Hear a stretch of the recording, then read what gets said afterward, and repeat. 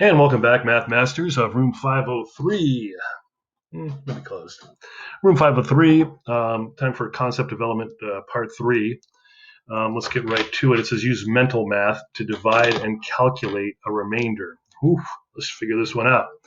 Okay, we're going to do 7 tens, and you're not copycats on this one.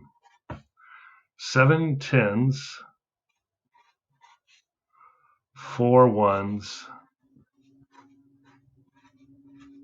divided by 8. And you're thinking, Mr. Leggett, how in the world can we use mental math to divide something by 8? It's not as bad as it seems. Watch what happens. So, 7 tens, 4 ones. 7 tens, 4 ones. 74. Let's think about our 8 facts, multiplying by 8. 8 times 1 is 8. 8 times 2 is 16. 8 times 3 is 24. 8 times 4 is 32. 8 times 5 is 40. 8 times 6, 48. 8 times 7, 56. 8 times 8, 8 times 8 is 64. And 8 times 9 is 72.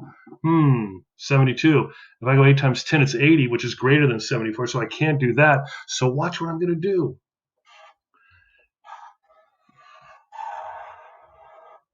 8 times 9 is 72. How many left over from 72 to 74? 2. So my remainder is what? My quotient is 9, right? With a remainder of 2. And I could test this out. Watch, I'll take my quotient and multiply it by my divisor. 9 times 8, we already know, is 72. And then we add the remainder on. 72 plus 2 equals 74. Voila, we're absolutely correct. I'm going to do another one, and then you're going to try one on your own using mental math. We'll get a few more pieces of paper.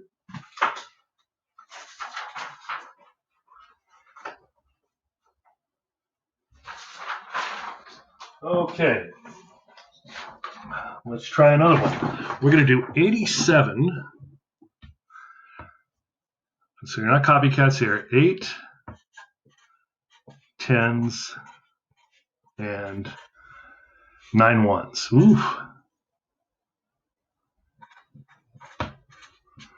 Divided by 9. You're thinking, this can't be done in your head. But it can. We'll use our bond. My name's Bond, number bond.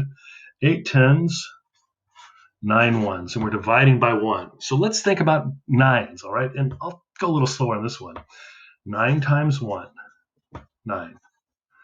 9 times 2, 18. 9 times 3, 27. 9 times 4, 36. 9 times 5 equals 45. 9 times 6 equals 54. 9 times 7 equals 63. 9 times 8, as we know, equals 72.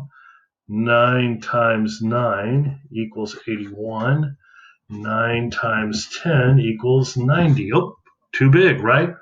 What's not too big? 81. So 81 is 9 times 9, right? What's left over? 82, 83, 84, 85, 86, 87, 88, 89. 8 left over, so that's my remainder. Want to prove this? Sure, why not? Our answer is 9. Our quotient is 9, remainder 8. But we can prove it. We can go 9 times 9, we know equals 81. 81 plus 8 equals our dividend of 89. So that's how we can do mental math on these problems. I know it's kind of a lot, but that's okay. Practice. Let's do one on your own. And I'm going to set up the number bond for you.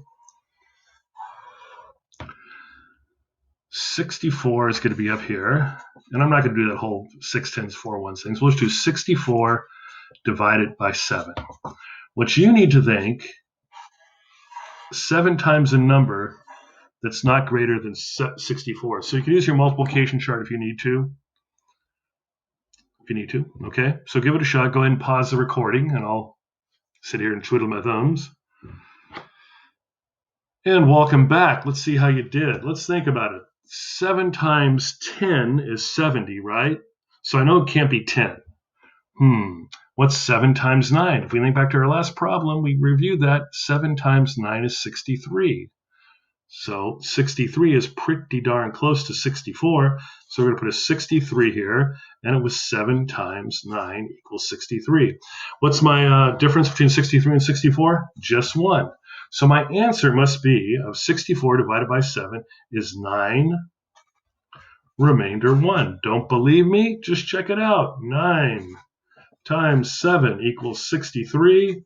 63 plus 1 equals 64. Look at that. It is the same. So that's a way we can do division mentally once we get our times tables down really solid. I know some of us are getting there. I can tell by the extra math.